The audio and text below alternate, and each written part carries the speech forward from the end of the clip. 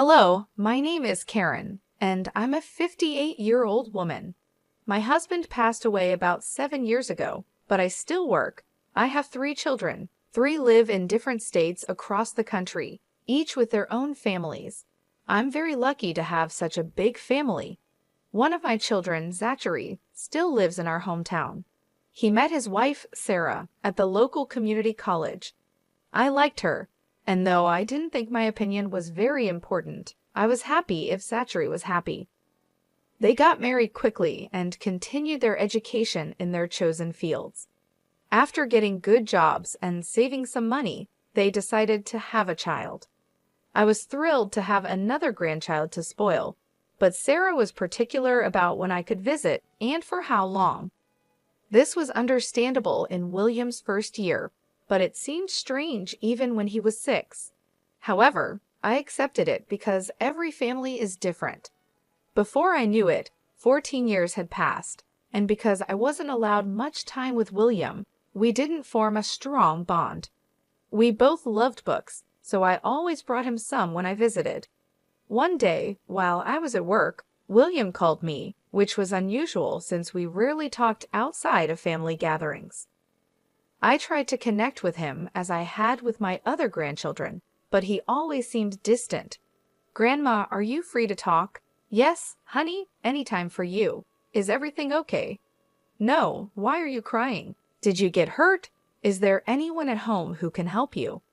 "Mom and Dad are here, but do you need me to call them for you?" "No, I called you because I need your help." "What can I help you with, dear?" "I need you to save me, Grandma." "William, what do you mean? Don't laugh. I'm sorry, Grandma. That wasn't what I was expecting to say. I'm not joking. If you can't help me, I'll find another way." "No, wait. I'm sorry for laughing. Now, can you explain what you mean by save me?" "I need you to save me from my devil mother." "Devil mother? What do you mean?" "She's not as sweet and nice as she seems. She is really mean to me when no one's around." "Oh no, I hear someone coming. I have to go. Please don't tell them I called. Bye." I was confused and worried. As far as I knew, Sarah was very kind. How could William say she was a devil? I didn't believe him at first because it seemed like he might be upset with Sarah for possibly punishing him. Both Sarah and Zachary had told me William was quite a tricky child. But something inside me felt that William was serious. When I got home, I couldn't stop thinking about the call. It was strange for William to do that. I thought about it for a few days, but still felt uneasy. So I decided to buy a hidden camera. I felt bad for spying on my son and his family, but I told myself I was doing it because William asked for help. If nothing was wrong, I could just take the camera back. But if something was wrong, I'd need to act. I hoped a serious talk would fix any issues. The camera arrived in a few days. Once I set it up, I could watch live and recorded footage on my phone, which was very handy. After getting everything ready and learning how to use the camera, I decided to call my son and ask if I could visit. "Hello, sweetie. How's everything?" "Everything's great, Mom. What about you?" "It's the usual, but I was wondering if I could come over sometime." "Of course, Mom. Is everything okay?" "Yes, I was just thinking we haven't seen each other in a while. Maybe I could visit your place one day?" "Sure, Mom. How about this Sunday?" "That works. But should I check with Sarah first? I remember not liking it when your dad made plans without asking me." "I know Sarah would be happy to have you over." "Don't worry, Mom." "All right then. I'll be there around 7 o'clock." "That works. See you soon. Take care." Even though I had another reason for visiting, I was still excited to spend time with my son. I rarely saw my other children except during the holidays, so it was nice having one living in the same town. The weekend came quickly. I got ready early, went to the grocery store, and picked up a nice bottle of wine and some books for William since he loved reading. When I arrived, they all welcomed me warmly. William looked so relieved to see me, it made me worry again. He hadn't tried to contact me since our first phone call, so I didn't know what was on his mind. I spent the next few hours chatting with Zachary and Sarah. We had dinner and drank the wine.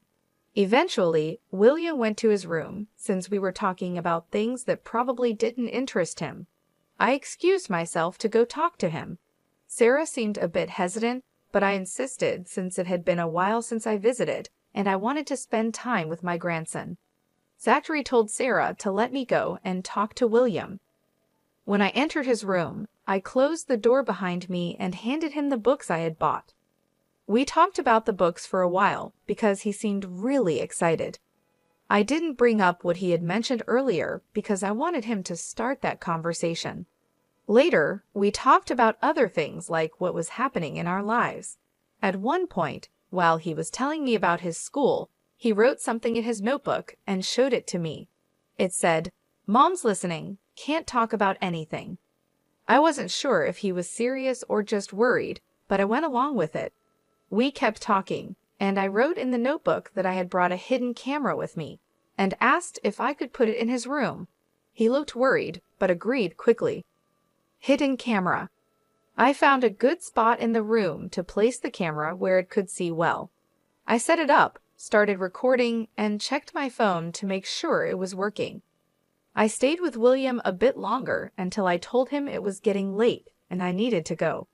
I left my scarf behind on purpose so I would have a reason to return.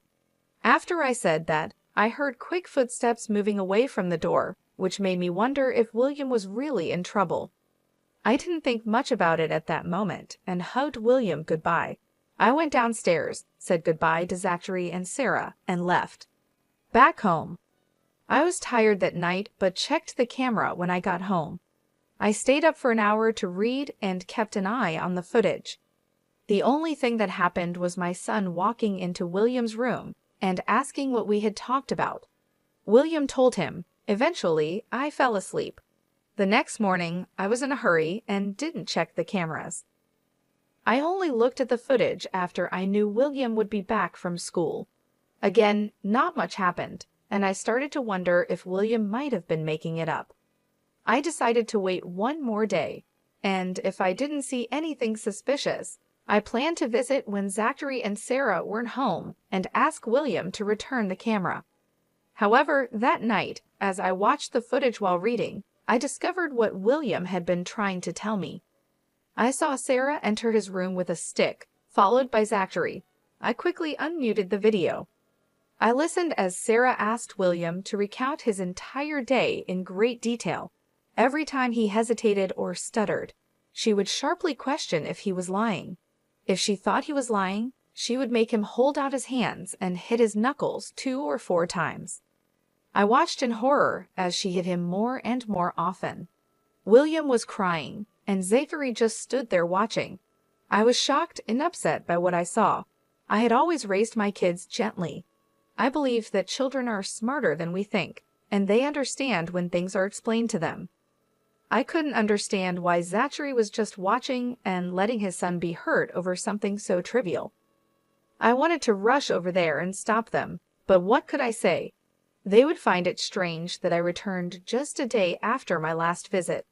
I remembered leaving my scarf there, which I could have used as an excuse to see William again. So I picked up my phone and called Zachary. "Hey, Mom, is everything okay?" "Yes, no worries. I hope I'm not bothering you." "No, Sarah and I were just putting William to bed." "Oh, okay. I just wanted to say I think I left my scarf in William's room last night. I set it down and then forgot it. Do you think I could come by tomorrow to pick it up? Why don't I bring it over to you right now?" "No, I'm too tired, and I'll probably fall asleep before you get here. I had a long day at work and can barely hold up the phone." "All right then, why don't you come by in the evening?" "I can't come then. I'm meeting some friends for game night tomorrow." "Well, Sarah, and I won't be back until the evening. Why don't you come the day after? I need the scarf for tomorrow. We're having a get-together." "You could come in the afternoon. William will be home." "Oh, lovely. I'll be there around 4. Good night." My heart raced as I made up excuses on the spot. At least my call had distracted Zachary and Sarah enough for them to stop focusing on William. But before they left William's room, Sarah said that William wouldn't get any dinner or any other meals until dinner the next day. I was shocked. The next day, I took off from work and prepared myself to talk to William. I was sure he wouldn't want to continue living there, but I needed to hear it from him. Before going to Zachary's house, I picked up some food for both of us. When I got there, William looked like he was about to faint. He seemed weak and hungry. Sarah really had not let him eat. I quickly gave him the food, and he ate it hungrily. I felt very sorry for him and wanted to help him. After he finished eating, I spoke to him. "Did you see everything that happened?" "Yes, darling, and I'm so sorry for laughing at you before. I had no idea." "It's okay. Mom seems so nice, but has she always been like this?" "The beating only started recently, but she's been starving me for a while." "Why isn't Zachary doing anything?" "He's too scared of Mom. He just follows her and does whatever she says. She always gets her way." "Oh, honey, I'm so sorry you've been going through this. But why didn't you eat at school?" "Mom doesn't send me to school on the days she doesn't let me eat. I stay home. She checks how much food we have in the house. If even 1 gram of food is missing when she gets back, I get punished more. So she's starving you and messing up your schooling. I'm going to do my best to help you, okay? I need you to tell me right now if you want to come live with me. I'll take care of everything you need and keep you away from Mom and Dad." "Of course, Grandma. Anywhere away from here will be great. I promise to be good. Just please take me away from here." "I promise I will, darling, but it will take some time. Do you think you can handle staying here a little while longer?" "Yeah, I can. I've been living here for 14 years, so I can wait a bit more." I carefully removed all the wrappers and made sure there was no trace of food. I didn't want Sarah to make things worse for William. I helped William clean up any crumbs and double-checked to make sure we left the place just as it had been. I went back home and called Zachary to let him know I had gotten my scarf back and thanked him for being cooperative. Next, I contacted a friend who works in family law. I explained my situation, and he said that fighting for custody of William would be hard and long. He also told me that even if I got custody, it might be temporary, and Sarah could change her behavior and regain custody. I knew going to court might not work in my favor with the little evidence I had, but I did have one plan. I could use the evidence to get her to make me William's legal guardian. Sarah works as a counselor at a middle school, and I was sure she wouldn't want her abusing her child to become known and risk her job and future opportunities. I kept a close watch on the footage over the next few days as I gathered all my evidence and prepared the paperwork for a transfer of guardianship. I waited until the weekend to visit Zachary's unannounced. When Zachary opened the door, he looked surprised. "Mom, what are you doing here? I need to talk to you and Sarah." I don't think now's a good time." "Why? What's going on?" "Just family stuff." "Hold on. How come you're over so frequently?" "Can I visit my son?" "I didn't think I needed special permission to do that." "I didn't mean it like that, but it's just unusual. You don't usually come by so often, and this week it's been frequent, which is strange since you rarely ever drop by before." "It's not really strange. I only came over today because I have something seriously important that I need to discuss with both of you." "What's that sound?" I had my suspicions about Sarah's behavior towards William because of how evasive Zachary had been acting. But when I suddenly heard what sounded like loud crying coming from William's room, I knew I had to act. There was no way I could just stand by when I was right there and could do something. I quickly moved past Zachary, with more of a speed walk than a run due to my age, and burst into William's room. There, I saw William sobbing, clutching his face, while Sarah stood over him, breathing heavily, her face twisted with malice. The sight made me shiver. I rushed to William's side and asked him if he was all right. He just hugged me tightly, crying into my shoulder, while Sarah huffed and stormed out of the room. Once William calmed down a little, I took a good look at him. His cheek was red and swelling, his knuckles were bleeding, and there were welts on his arms, all evidence of being hit with a stick. I felt a rage like never before. What kind of monster would need to hit a child so hard? No matter what he did, nothing justified that level of harshness. I went downstairs to the kitchen, grabbed a bag of frozen vegetables, and went back up to William so he could use it to help reduce the swelling on his cheeks. Once I made sure he was somewhat okay, I told him that we would be leaving for my place immediately and asked him to pack as many of his belongings as he could. Then I walked back down to confront both Sarah and Zachary. Sarah looked furious, and Zachary seemed like he wanted to be anywhere but there. "How dare you just barge into our home like that?" Sarah challenged. "Isn't it a good thing that I did? You are hitting your child, for crying out loud," I countered, my voice firm. "What I do in my family is none of your business," she snapped back. "Your child is my grandson, and he is a part of my family too. You're hurting him, and I can't let that go on," I asserted, standing my ground. "He may be your grandson, but you don't live with him. You don't know how he behaves. I'm just disciplining him." Sarah defended her actions, but her justification fell flat. "It doesn't matter if he's being difficult, he's a child, and there are so many other ways to handle discipline other than hitting. You, of all people, should understand that," I insisted, my voice laced with both anger and disappointment. "I don't believe in any of that gentle parenting stuff. Leave me and my family alone, got it? I'm afraid I can't do that." "What do you mean?" I handed Sarah the papers she needed to sign to transfer guardianship rights to me. Both she and Zachary stared at the paper for a long time before looking up at me, confused. I explained that they both needed to sign the papers, or I would show the proof I had of them hitting William. "What do you mean by proof?" "I set up a hidden camera in William's room last week. I have all the proof I need. Neither of your jobs would be okay with what you've been doing, especially yours, Sarah. If you want to keep earning money, I suggest you sign the papers." "You are spying on us. That's a huge invasion of our privacy. Don't get me wrong, but I was only acting based on what I knew. I needed to make sure William was okay."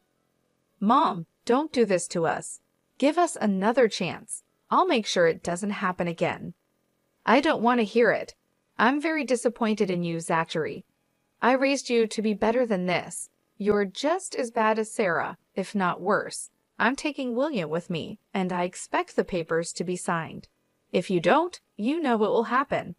I knew they didn't want to risk their jobs, so they didn't fight back when William and I left. I took William out for dinner and ice cream and did my best to comfort him. I provided him with a safe place to express his feelings and just be himself without fear. In the weeks that followed, I was granted legal guardianship of William. Sarah and Zachary said they planned to move to a different state and didn't want to disrupt William's schooling as a reason for the guardianship transfer. They did end up moving, which was a big relief for me. William is doing much better now and seems a lot happier. Knowing he won't see his parents for a long time has helped him feel safer. He's one of the kindest and sweetest kids I know. He thanks me every day for what I did for him, and I intend to keep my promise to always protect him for the rest of my life. Thank you for listening.